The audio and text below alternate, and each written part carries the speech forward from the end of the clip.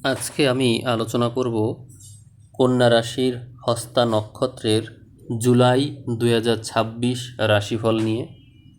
এই চ্যানেলের ভিউয়ার্স অধিকাংশই কন্যা রাশির হস্তা নক্ষত্রের, এবং এই মাসে সর্বোচ্চ ভিউ হওয়ার কারণে আপনাদেরকে আমি স্বাস্থ্য বিষয়ে একটা বিশেষ বিশ্লেষণ উপহার দিচ্ছি। এক্ষেত্রে আমি যে যে দিনগুলোতে আপনাদের স্বাস্থ্য সংক্রান্ত জীবনের ঝুঁকি আছে, বিপদ আছে, সেই তারিখগুলো আইডেন্টিফাই করেছি। আমি এই দিনগুলোকে 3 ভাগে ভাগ করেছি। সেই বিষয়গুলো আমি আপনাদেরকে ডেট ধরে ধরে বলে দিচ্ছি, আপনারা এটা নোট করে রাখবেন এবং এই অনুযায়ী সাবধান থাকবেন।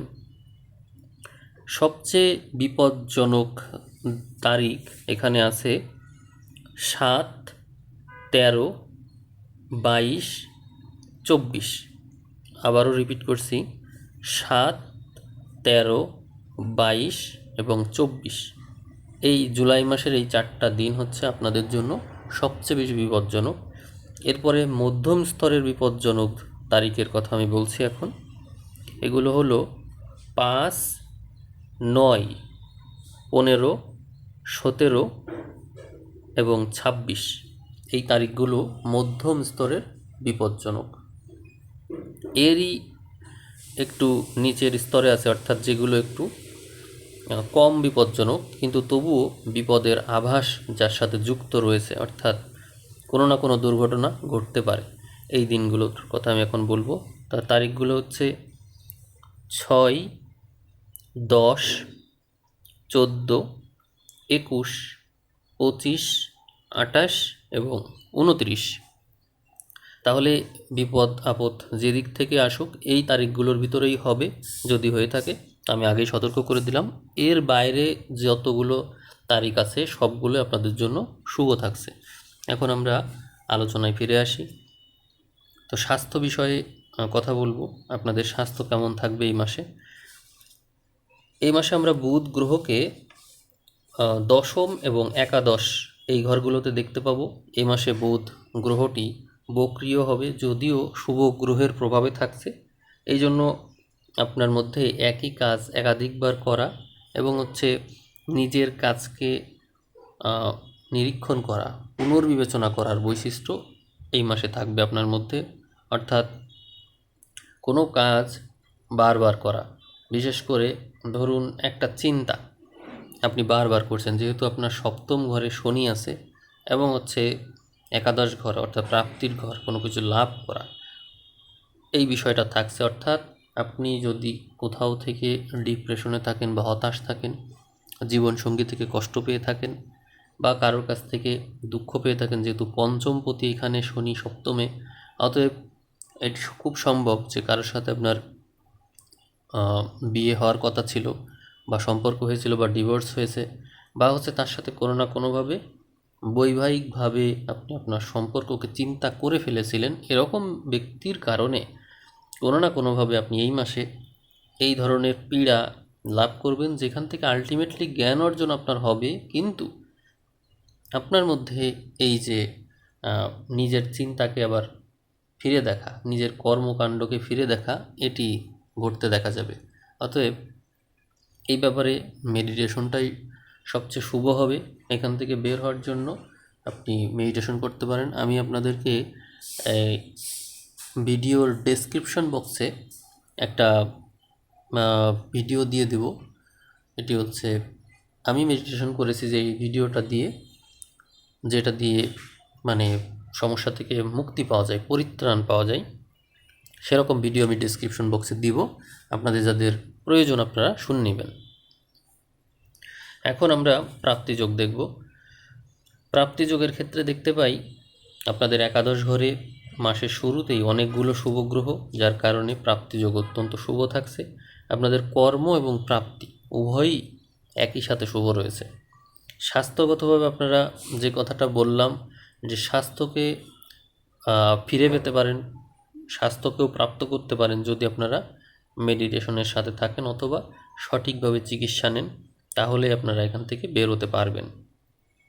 আর আপনাদের কর্মভাগ্যের ক্ষেত্রে দেখতে পাই দ্বাদশপতি রবির প্রভাব, যার কারণে আপনারা কর্মক্ষেত্রে একটা উদাসীনতার ভাব আপনারা দেখাতে পারেন। ক্ষেত্র বিশেষ ছেড়ে দিব বা গা ছাড়া ভাব, এই বিষয়টা দেখতে পাওয়া যায়।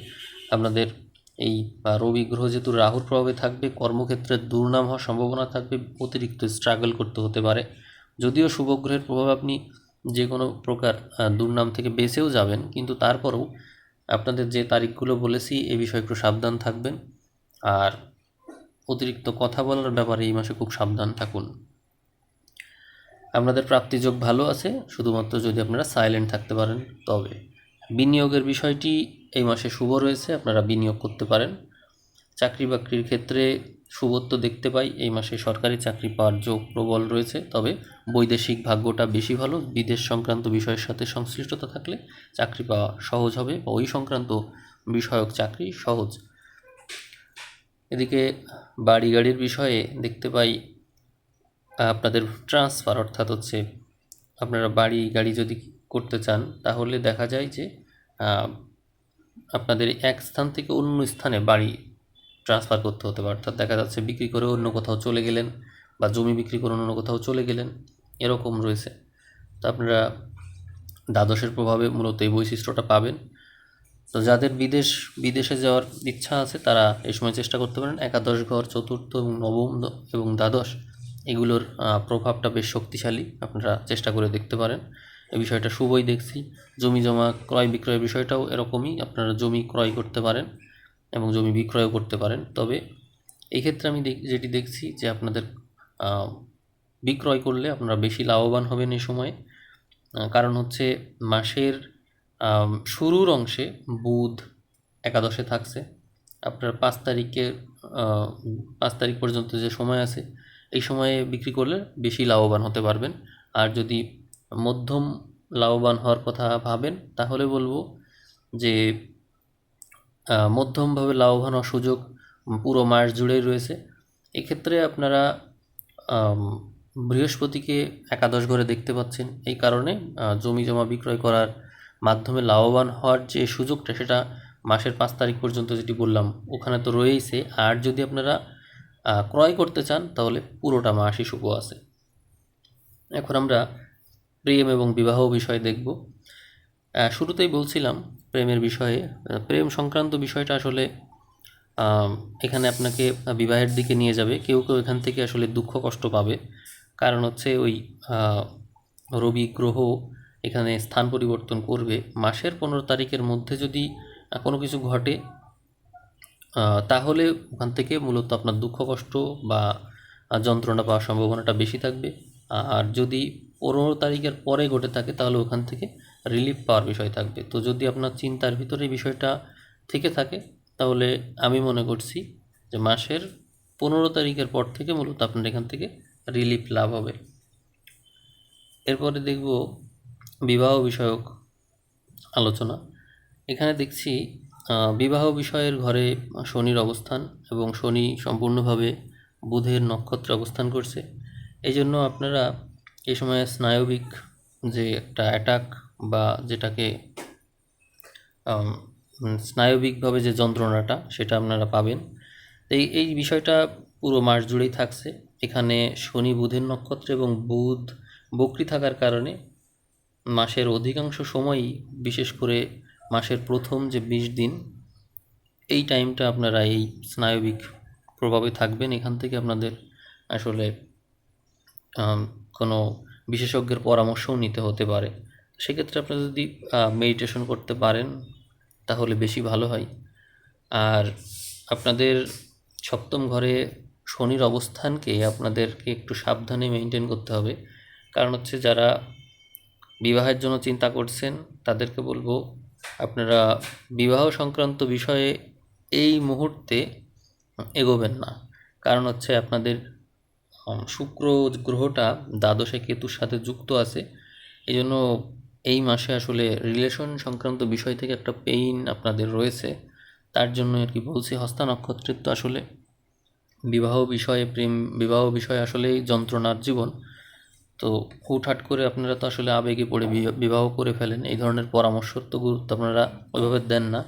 মানে বিয়ের আগের কথা বলছি। বিয়ে করে নিয়ে যখন ডিভোর্স হয়ে যায়, সম্পর্ক ভেঙে যায় বা পেইন পান, তখন আপনারা এই বিষয়টাকে গুরুত্ব দেন, এই আমি যে কথা বলছি সেটাকে গুরুত্ব দেন, কিন্তু আগে দেন না। তো যদি আপনাদের কোনো সন্তান থাকে বা কোনো আত্মীয় থাকে যার বিয়ে নিয়ে আপনারা চিন্তা করছেন, তো বলবো যে এই জুলাই মাসটা বিবাহের বিষয়ে আপনারা অফ রাখলে ভালো হয়, এটিই বলবো। শুক্রের অবস্থান এখন শুভ না। আচ্ছা, এখন প্রেম বিবাহ আর বিচ্ছেদের বিষয়ে একটু বলবো। বিচ্ছেদ হচ্ছে আপনাদের শুক্র এবং কেতু একত্রে থাকার কারণে আপনাদেরকে এই মাসে বিপরীত লিঙ্গের মানুষের কাছ থেকে যে কোনোভাবে প্রতারিত হওয়া বা পেইন পাওয়া বা হচ্ছে দুঃখ কষ্ট যন্ত্রণা পাওয়া, যার মাধ্যমে আপনারা স্পিরিচুয়ালি একটু ডেভেলপ করে ফেলতে পারেন এবং কোনো নলেজ অর্জন করে স্ট্যাবল হতে পারেন, সেই সুযোগটা রয়েছে। এবং এই সুযোগটা আপনারা পাবেন মাসের প্রথম 15 দিন। পরবর্তীতে রবি দশম থেকে সরে আসলে এই প্রভাবটা একটু কমবে এবং আপনাদের মধ্যে যে ঈর্ষা বা যন্ত্রণার বোধ ছিল বা তেজ ছিল, সেইটার প্রভাব 16 তারিখের পর থেকে কমতে দেখা যায় এবং তা স্তিমিত হবে। সন্তান ভাগ্য সম্পর্কে একটু আলোচনা করি। সন্তান ভাগ্য অত্যন্ত ভালো আছে, শুভ গ্রহের প্রভাব রয়েছে, সন্তানদের পড়াশোনা বা অন্যান্য বিষয় ভালো এবং গর্ভধারণের বিষয়টাও অত্যন্ত শুভ আছে। বিদেশ ভাগ্যকে আমরা এখানে শুভ দেখছি, তবে বিদেশে যাওয়ার আগে আপনারা একটু ওই যে আমি শুভ দিনের বা তারিখের কথা বলছিলাম, ওই বিষয়টা একটু দেখে তারপরে আপনারা এগোলে ভালো হয়। আর ফাড়ার বিষয়ে তো আমি তারিখ বলেই দিয়েছি, অতএব এই বিষয়ে আর বিশেষ কিছু বলার নেই। পড়াশোনার বিষয়ে এই মাসে পুরোপুরি শুভ আছে। আপনারা রবি এবং বৃহস্পতি সমন্বিত প্রভাব এই মাসে পাচ্ছেন, এই জন্য আপনাদের পড়াশোনার মাধ্যমে ভালো কিছু করার বিশেষ চান্স রয়েছে। অর্থাৎ যারা চাকরি বাকরি করতে চাচ্ছেন পড়াশোনা করে, তাদের জন্য এই মাসটা অত্যন্ত শুভ আছে। বিশেষ করে মাসের প্রথম যে 15 দিন, এই সময়টা চাকরি বাকরির জন্য বিশেষ শুভ। সরকারি চাকরির চোখ কিন্তু মাসের প্রথম 15 দিন ব্যাপকভাবে রয়েছে, পরবর্তীতেও রয়েছে, কিন্তু মাসের প্রথম 15 দিন বেশি। পরীক্ষার ফলাফল এই মাসে অবশ্যই শুভ হবে। আপনারা একটু ভালো করে পড়েন, আপনার রেজাল্টটা মানে আশানুরূপ আপনারা যা চাচ্ছেন তার চেয়ে বেশি ভালো হবে দেখবেন। সার্ভিসের ক্ষেত্রে একটু মাত্রাতিরিক্ত পরিশ্রমের প্রবণতা রয়েছে, তবে মনে রাখবেন যে সেখানে নারী ঘটিত কোনো বিষয় বা বিপরীত লিঙ্গ ঘটিত কোনো বিষয়ে আপনি জড়িয়ে পড়তে পারেন এবং সেখান থেকে দুর্নামের ভাগী হতে পারেন। অবশ্যই বিষয়ে আপনি সাবধান থাকবেন। আর এইটার কারণ হচ্ছে শুক্রকেতু একত্র হয়ে রাহুকেতু অক্ষে চলে আসছে, তো এই বিষয়টা, এই জন্য আমি এই বিষয়টাকে গুরুত্ব দিয়ে সাবধান করে দিচ্ছি আপনাদের। এই মাসে আপনাদের ঋণ নিতে হতে পারে, ঋণের প্রবণতা আছে, তবে সেটি নেওয়ার জন্য আপনার জীবনসঙ্গী বা হচ্ছে যার সাথে আপনার প্রেম ভালোবাসা আছে তার কারণেই মূলত আপনি এটি করবেন। এক্ষেত্রে আমরা প্রমোশন দেখতে পাই এই মাসে। অবশ্যই আপনার আর্থিক যোগ রয়েছে এবং প্রমোশন সংক্রান্ত বিষয় বা কোনো না কোনো বিষয়ে আপনি অবশ্যই ভালো করবেন, যার কারণে আপনি মূল কথা হচ্ছে প্রমোশন বা হচ্ছে পদোন্নতি যাই বলেন, সেখানে আপনার কোনো না কোনো দিক থেকে আপনার সম্মান বাড়বে, যার কারণে আপনি ভালো বোধ করবেন, আনন্দিত বোধ করবেন চাকরি ক্ষেত্রে। এই মাসে আমরা ট্রান্সফারও দেখতে পাই। ট্রান্সফারের ক্ষেত্রে আপনাকে একটু বুঝে সুঝে পদক্ষেপ ফেলতে হবে, কারণ হচ্ছে আপনার যে অশুভ গ্রহ অর্থাৎ হচ্ছে রাহুকেতু অক্ষের যে প্রভাব, সেটি কিন্তু পুরো মাস জুড়ে বজায় থাকছে। ট্রান্সফারের ক্ষেত্রে যে পরিবেশটা পাবেন সেই পরিবেশটা ভালো নাও হতে পারে, অপরিষ্কার অপরিচ্ছন্ন পরিবেশ, এবং সেখানে হচ্ছে জলের সমস্যাটা ব্যাপক হতে পারে এবং আপনার স্নায়ুর উপর চাপ ফেলতে পারে দূষিত পরিবেশ। আপনি বাসা নিলে ভালো বাসা নেওয়ার চেষ্টা করবেন। উচ্চশিক্ষা এই মাসে শুভ আছে। আপনারা উচ্চশিক্ষা বা কোনো ডিগ্রির জন্য যদি বাইরের দেশে যেতে চান, সেই বিষয়টা ভালো আছে। ব্যবসা ভাগ্য তীব্রভাবে শুভ রয়েছে, অনেকগুলো শুভ গ্রহ আপনার একাদশে, তবে দীর্ঘস্থায়ী ব্যবসা করলে শুভ হবে। ব্যবসা ভাগ্য চাকরি ভাগ্যের চাইতেও শুভ আছে, মানে পুরো মাস জুড়ে ব্যবসা ভাগ্যটা শুভ। মামলা মোকদ্দমার ক্ষেত্রে একটু ঝামেলায় পড়তে পারেন, যদি এই বিষয়টি কোনো বিপরীত লিঙ্গ সংক্রান্ত বিষয় হয়ে থাকে তাহলে ঝামেলার মাত্রা বেশি, তবে সেক্ষেত্রে একাদশে শুভগ্রহের প্রভাব আপনি বেঁচে যাবেন, তবে ভালো কোনো কনসালটেন্ট এর প্রভাব যদি আপনার উপর থাকে তাহলে সহজ হবে বিষয়টা। এই মাসে আপনার দৈব প্রাপ্তির ভাগ্যটা ভালো, তবে মেডিটেশন বা স্পিরিচুয়ালিটির সাথে যারা যুক্ত আছেন তাদের দৈব ভাগ্যটা বেশি ভালো।